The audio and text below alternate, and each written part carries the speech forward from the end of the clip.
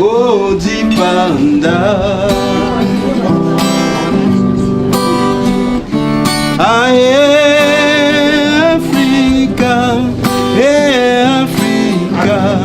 oh liberté.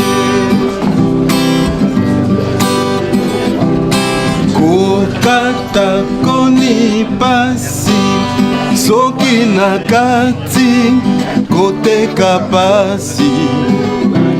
Donc voilà, écoutez, c'était la sortie officielle de Franklin Insoumis avec ses 14 auteurs et le soutien du public. J'invite les gens donc à découvrir l'œuvre de Franklin Bukaka, au-delà du texte littéraire, et de se réapproprier les chansons de Bukaka, de réécouter Luzolo, de réécouter Etumba, parce que la vie est un combat perpétuel, combat physique, combat spirituel, combat avec soi-même. Bapasi oyo ya boye, ngai na bana mawa nakoka te. Et j'ai eu à travailler avec Franklin Bukaka. Franklin Bukaka est un grand artiste, un grand musicien. Et l'exemple qu'on a aujourd'hui, c'est ce livre qui est fait, que des jeunes écrivains africains, congolais, gabonais, sénégalais, burkinabés, trouvent des choses qui les interpellent et se mettent à écrire des textes en partant de ces chansons. Ben cela pour moi est extraordinaire. C'est pour dire que les grands écrivains, les grands hommes, les vrais, ben, ne meurent jamais.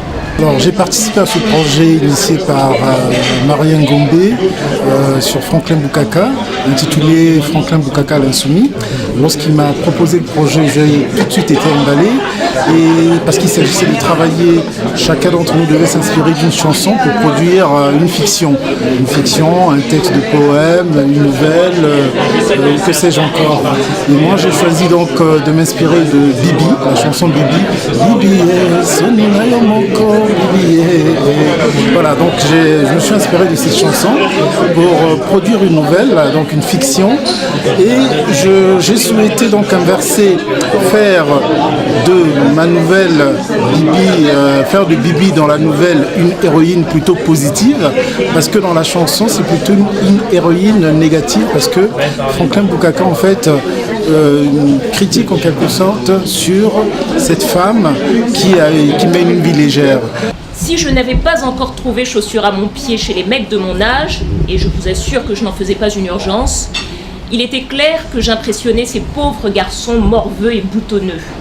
Certains d'entre eux ne cessaient de me dire admiratifs: « Hé, camarade Bibiane, oyo nzoto, oyo fundez.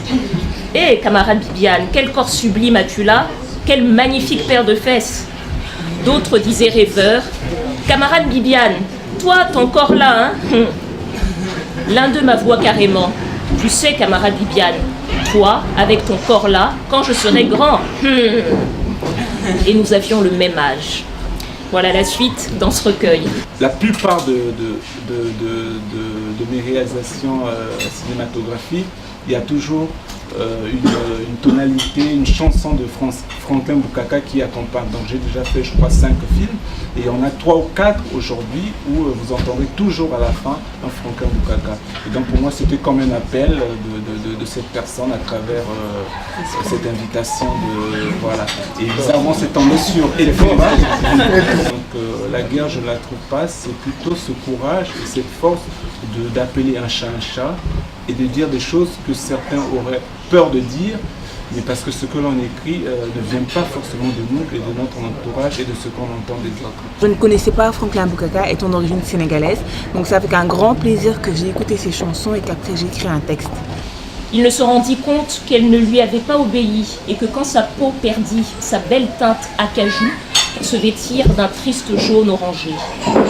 De dégoût, Constantin cessa d'avoir des relations intimes avec sa femme. Il ne se résolvait pas à passer ne serait-ce qu'un doigt sur cette peau massacrée. Pour trouver un sens à cette vie, qui n'en avait guère plus, Il se réfugiait dans la boisson et le libertinage. Et Constantin ne s'était pas foulé pour se dénicher une fioti-fioti. Je trouve que Luzolo, c'est une chanson qu'il a écrite pour la femme de sa vie qu'il a énormément aimée, Antoinette Mwanga, et il parle en fait du début de leurs amours, donc des amours adolescents. Et c'est ce qui m'a donné l'idée d'écrire autour des amours adolescentes et de parler à travers cette histoire de la vie des étudiants à l'époque, des combats qu'ils pouvaient avoir à mener.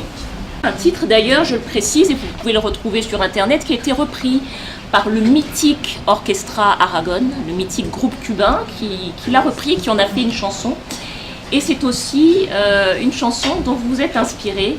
Mwanga, c'était pour la première fois que j'écoutais cette chanson. J'ai imaginé l'histoire de ce jeune homme qui perd Antoinette, une personne qu'il a beaucoup aimée, et des années plus tard parle d'Antoinette à la fille de cette même Antoinette qui est née le jour où Antoinette est décédée. Voilà, donc regardez regardez la bouche qui mange de la viande, et alors que la mienne mange des légumes. C'est à travers, bien sûr, cette nouvelle, j'ai voulu exprimer ce déphasage. Lorsque quelqu'un vient, quitte l'Europe, et lorsqu'il repart, bien que ce soit bien sûr son pays d'origine, il n'est plus la même personne. J'ai participé à ce projet parce que Franklin Bukaka était un panafricaniste. Il était insoumis, anticonformiste. Il défendait en fait l'idée que l'Afrique soit indépendante et que le Congo aussi soit indépendant. Donc je me suis dit, tiens, ce serait pas mal d'essayer de converser entre guillemets avec ce Bukaka que je n'ai pas connu. Donc étant moi-même une militante panafricaniste, donc je me suis dit ce serait l'occasion d'écrire une lettre à ce Bukaka pour justement faire un état des lieux de la jeunesse africaine, du panafricanisme. Voilà, après c'est vrai que c'était, pour moi c'était plutôt, c'était aussi une autothérapie puisque du coup les problématiques du continent, je pense comme nous tous ici, on est énormément touchés en fait par la situation économique, politique et sociale du continent, en particulier du Congo, parce que moi je suis au Congo. À chaque fois, c'est ce pont que j'aime faire entre musique et littérature, parce que souvent, ceux avec qui on parle musique, c'est jamais les mecs avec qui on parle littérature. Et pour une fois, ce projet permettait de le faire. Bon, c'est pour l'anecdote.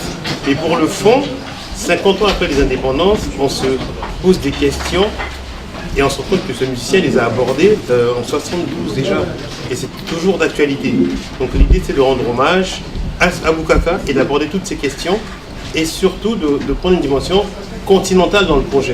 Faire intervenir des gens, pas que du Congo, qui montrent vraiment qu'on se rejoint sur les problématiques, sur nos aspirations, et également des femmes et des hommes, pour avoir abordé les sujets différemment. Africa, Africa.